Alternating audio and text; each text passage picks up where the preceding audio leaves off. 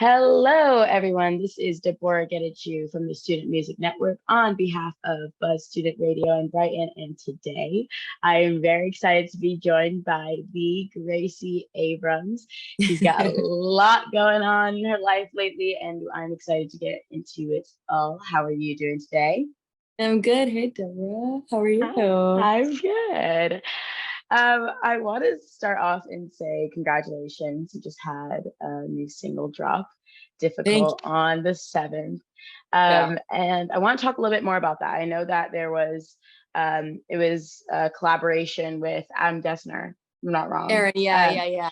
Aaron Dessner. And how was that? I want to know a little bit more about the writing process because it's a pretty emotional song to me and pretty literal. I really love it. So I want to hear more about the writing process and how it was working with Aaron. Yeah. Thank you. Yeah, thank you for listening.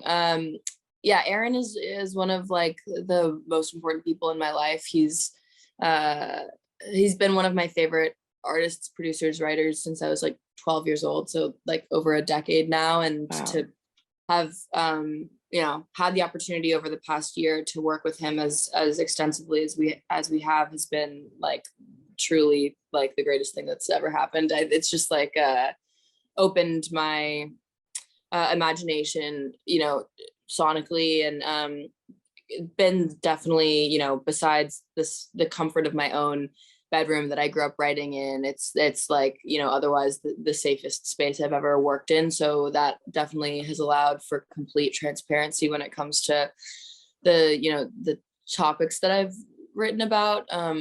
Difficult is a pretty accurate depiction of what the inside of my brain has looked like for the past year. I feel like just being 23, like just being a young person, like we're going through lots of different kind of like lots of shit all the time, figuring out how to navigate, what growing up means, and kind of like grappling with those feelings. And it can be tricky and not fun all the time. We kind of have had kind of just hours and hours of conversations about everything going on in each of our lives. And Yeah. This was a recurring theme, so it felt right to put it down somewhere. Yeah, I love that. Talking about growing pains, I feel like I've been having a lot of conversations about that with artists lately and how that can translate into music so beautifully, especially from a younger perspective, going straight into like I'm 19, and so I love hearing from people who are like currently going through what I'm feeling, just saying 100%. like it is hard and it's valid to feel like it's hard. There's always like going to be those people who are older, like you haven't even, lived yet, but it's like, it's hard being this age at this time. It can be difficult. Totally. There's a lot of shit we're exposed to also that I feel like is kind of like an unnatural amount of, I don't know, sometimes like overstimulating, and to just, I don't know. I'm grateful for writing, just as a place to put my feelings down and like, I don't know, work through that. It's also nice for me, like selfishly, to be able to hear from people that listen to it and feel the same way, because you automatically feel so much less alone, so much less unique experiences, which I feel like is deeply helpful when we are all to a degree the center of our own universes. It's nice to be like, just kidding, all of us are in the same boat. We're all doing the same thing. Exactly. It's not too scary, but it does feel very scary. 100%. And I think a big part of that with the whole, being young at this age being particularly difficult is social media. Obviously, I think we see ourselves more than we ever would have before. We're looking at ourselves constantly. We've got Zoom face, we've got, mirror selfie face always ready. And it's just like, I want to know from your opinion, like what to you is your relationship with social media right now? How is that? Because I know a lot of people have been sort of off of it, and it's also trying to make it more casual. Like, what is your current sort of take on, Instagram and just like what it's like sort of being an influencer mixed in with being an artist almost? I think it's so tough to live in a time where we all are public people, because we all have presences on the internet, like regardless of whether or not you have a private account, you know what I mean? It's like you're still posting your life to some extent in the way that you want it curated for other people to view. And that's deeply unnatural, I think, especially to be as, you know, like our generation having grown up with it, just developmentally, you can't not, excuse me, you can't not be affected and stunted in some ways. I think my relationship to Instagram, for example, like growing up, having that as a platform to build for my music, kind of like definitely subconsciously, it wasn't an intentional thing of like, I want to post videos here to then hopefully someday have a career in music. It was really not that at all. I just like it naturally, because it was what I was doing more than anything. That's what felt like I should be using my phone for. I was like, oh, cool, I'm taking videos of myself, you know, writing songs more than I was taking videos or pictures of anything else for years and years. And so I'm very grateful for it, because it has provided so much opportunity and, you know, exposure for my writing from a career standpoint in a way where I'm like, I am deeply grateful. And especially on the community side, having met so many incredible people who've come to my shows since then, and that I feel really deeply close to,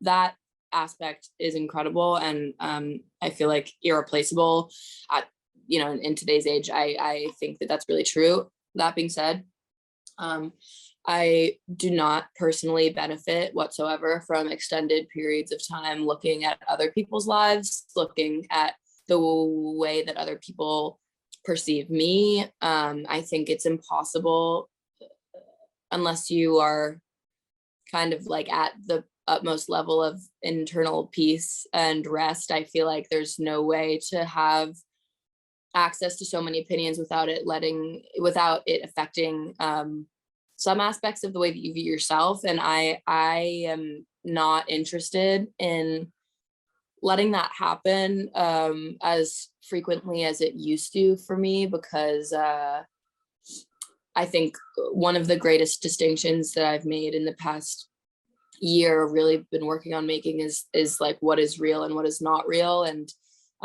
you know, whether it's like trolls on the internet or thinking that everything you see is actually how it is, like there are what I know to be true is like what is tangible in front of me.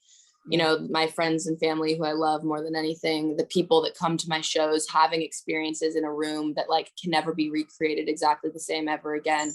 That is real. I think like there are, when you think about like the people, cancel culture, the people on the internet that like live to tear other people down, even just witnessing it happening to others, it's such a bummer to me in many circumstances. Just the like casual cruelty, because I know, like I know for young people, it's just like, especially if there's a kind of not as strong of a support system, you know, I think like it's so easy for those comments to be everlasting, and I just, it makes me quite sad.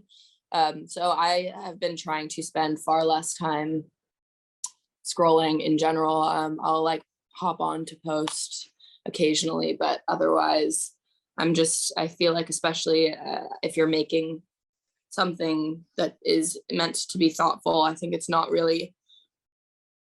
hard for that to happen in the best way if you're also like looking at everybody else's lives all the time and finding ways to compare what you're doing to like these unrealistic standards. I don't know. That's fucking weird. Excuse me. It's weird. No, you're fine. You're fine.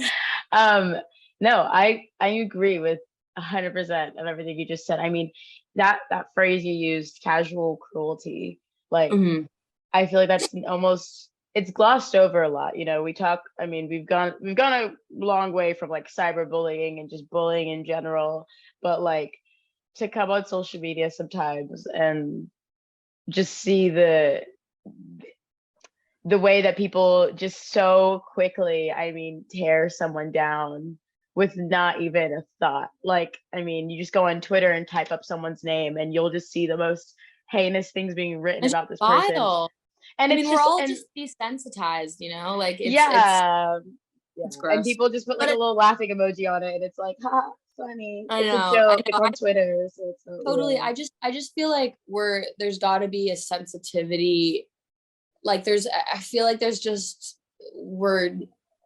because of what social media is and does. I just do feel like I hope that we find ways to like integrate like real like humanity back into our lives, because Yeah. I think it's grim often, and I don't know, like we are all so young and figuring out our own shit and making mistakes constantly, and that I think to an extent should be allowed without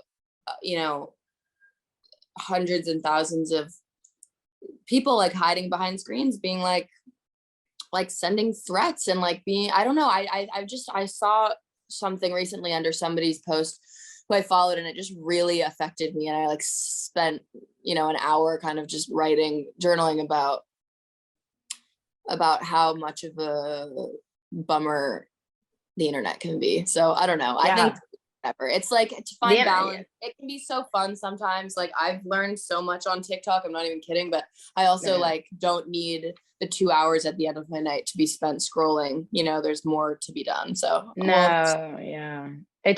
makes me feel awful when I know that the first thing I do when I wake up is like reach for your being phone on my phone. And it's also just like it sucks that like a lot of just like what I do and like even just like school and stuff, like a lot of it just lives on my phone, and it's like I genuinely can't escape it. Now I'm getting a notification from Instagram, and it's like oh, now I'm there. And I can't help but think about this because my friend told me about this the other day, and I can't stop thinking about this one particular guy he's like a Minecraft gamer guy, and he like hid his face. He was always anonymous, so no one knew what he looked like, and he was like super famous. He is super famous. His name's like Dream or something.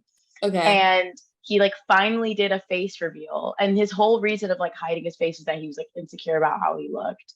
And he just like wanted to like he just wanted to protect his identity, and he got super famous off of it, of course, because people like live off that hype. All right. Ooh. Anyways, he finally did a face reveal, and like Twitter, he was trending the next day for like being like ugly, but he's not. That's people the thing. I'm saying like people actually suck so much, and I'm like he isn't though. First of all, can we all mind our own business for 1 minute? Like, what are we doing? What are we doing? Why are we like literally? Why ever are we on the internet commenting on somebody else's appearance? Get off the fucking internet. Excuse me. Get off the internet. I'm like, what are we talking about even? Like, I'm like, he plays Minecraft. Like, what does it matter what he looks like? Like 7-year-olds are watching him. Yeah, exactly. I don't know anything about this man. Don't know a single goddamn thing about this man, but I'm sure he's just playing video games and like making kids' lives a little more exciting. Sometimes. I'm saying, my friend told me about this yesterday, and I was like, this can't be real. Like, that's so sad. Like, he really everyone sucks. I know. Like, you really can't trust the internet. Oh, well, looks like we're already running out of time.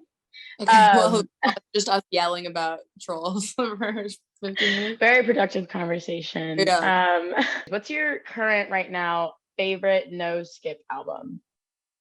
Honestly, it's God Save the Animals, Alex G. It's a new one. It came out last month. I just think he's so great. It's very like feels very like raw. It feels like it was made in the best way. It feels like it was kind of made in a garage. He's so talented. I love his writing so much. This one song, Miracles, is my highlight from that album, and it like is both a really sad song and also like such a good love song. I think it's great. You should listen to it. Okay. And my last but not least question, if you didn't go into music, what would you be doing right now? I'd be writing in any capacity. I love music more than anything. I love writing more than that. I just love storytelling. So I feel like maybe poetry, but also I think that would feel too isolating even. I feel like I took playwriting, screenwriting classes in college. I love that to death. Writing in any capacity, Yeah. Love that. I love Yeah. that. I love writing too. I love that answer. Really grateful for your time. Thank you so much for Yeah, thank you so much for talking with me. yeah. Let people know what fun things are coming up or where they can find you on socials. Totally. Oh yeah, back to social.